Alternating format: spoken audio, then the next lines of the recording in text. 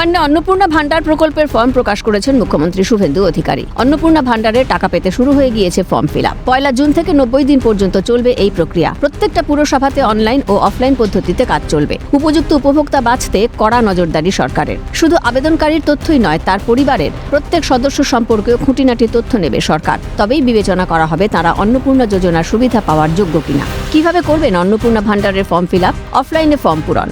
রাজ্য জুড়ে জনকল্যাণ শিবির আয়োজন করা হবে। 15 থেকে 17 জুনের মধ্যে আয়োজন করা হবে এই ক্যাম্পেই সরাসরি আবেদনপত্র জমা দেওয়া যাবে। এছাড়া পঞ্চায়েত ও পুরসভা এলাকায় সরকারি কর্মীরা বাড়ি বাড়ি গিয়ে ফর্ম সংগ্রহ করবেন।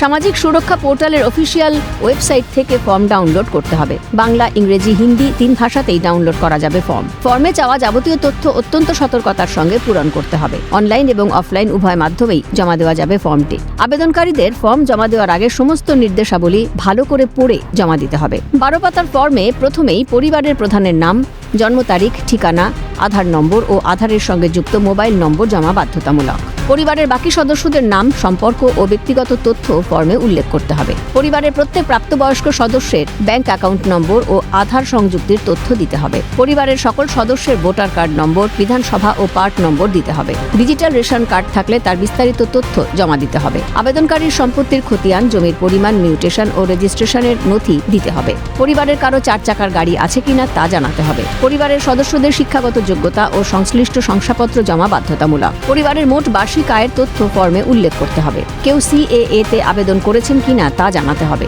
SIR এর নাম বাদ পড়েছে কিনা এবং ট্রাইব্যুনালে আবেদন হয়েছে কিনা তাও উল্লেখ করতে হবে। পরিবারের শিশুদের স্কুল, কলেজের নাম ও টিকাকরণের তথ্য জমা দিতে হবে। আবেদনকারী অন্য কোনো সরকারি প্রকল্প বা স্বাস্থ্য বীমার সুবিধে পান কিনা সেই তথ্য চাওয়া হয়েছে। কোনো সরকারি পরিষেবার সরাসরি আর্থিক সুবিধা ব্যাংক অ্যাকাউন্টে ঢুকেছে কিনা তাও উল্লেখ করতে হবে। পরিবারের সদস্যদের পেশার তথ্য উল্লেখ করতে হবে। সমস্ত দাবির সপক্ষে প্রয়োজনীয় নথিপত্র জমা বাধ্যতামূলক। মহিলার বয়স অবশ্যই 25 থেকে 60 বছরের মধ্যে হতে হবে। কোনো কেন্দ্র বা রাজ্য সরকার, কোনো সংবিধিবদ্ধ সংস্থা, পঞ্চায়েত, পুরসভা বা সরকারি অনুদানপ্রাপ্ত কোনো শিক্ষা প্রতিষ্ঠানের স্থায়ী কর্মী, বেতনভোগী বা পেনশনভোগী মহিলা পাবেন না এই সুবিধা।